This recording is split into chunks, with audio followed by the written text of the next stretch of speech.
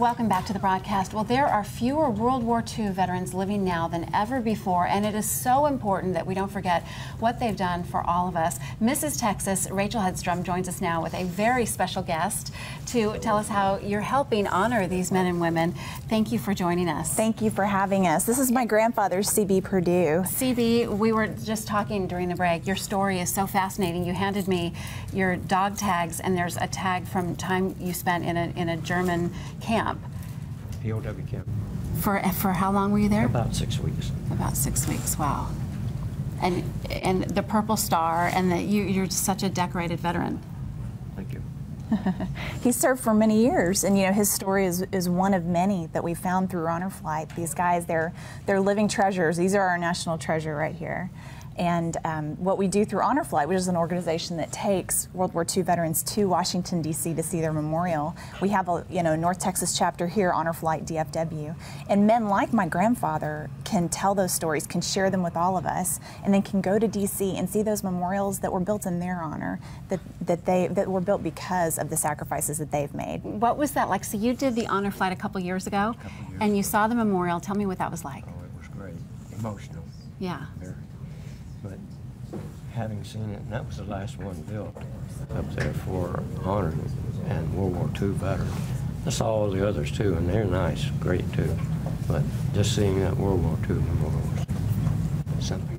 And it is something to stand there with them. They are absolutely rock stars because they deserve it. It was built for them and built in 2004. It was built too late for many of them to have gone with their families, to have taken their grandkids, folks like me, to see it.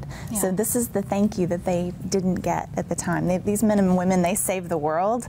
They went off and did this, and then they came home and mowed their lawns for 60 years. CB, you still get choked up when you talk about it, don't you? I'm gonna share my microphone with you because your microphone's kind of cutting out.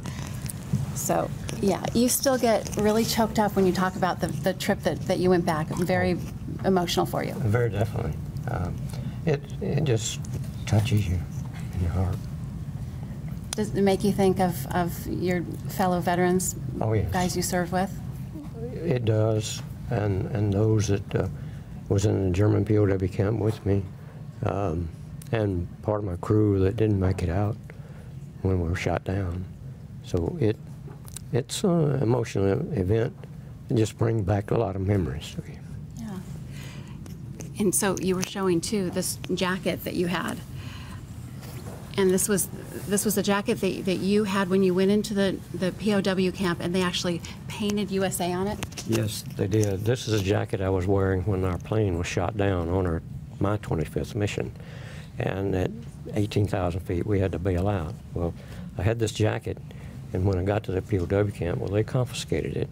But at the end of the war, when we were liberated, somehow this turned up. But they painted USA on my jacket to signify that I was a POW. That's amazing. I think, like you said, it's so nice to know that we can get them back to see the memorial. They can share their stories. So how can people get involved and help with this? I'm glad you asked. It's completely nonprofit, right? It is. It's a 501c3, and anybody can get involved, and that's the great thing. Local school kids will draw pictures and notes that we send with these veterans to DC. I saw these that you brought in. Those are so thank sweet. You, veterans. They love this. So kids can get involved. You can get involved. If you've got a car, we need to drive these veterans places, to the airport, to fundraising events and things like that.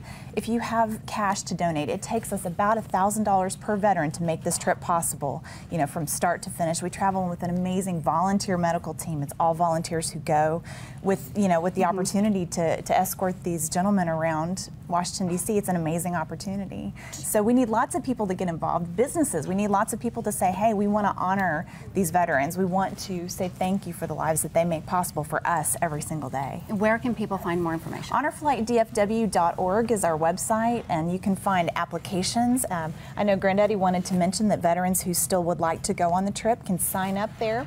So do you have a waiting list or anything? We do, and we take them as we get them. So we want to try to encourage as many people to sign up, and then as many people to help us as possible. Like I said, we've got a waiting list, and we have about $1,000 a veteran needed.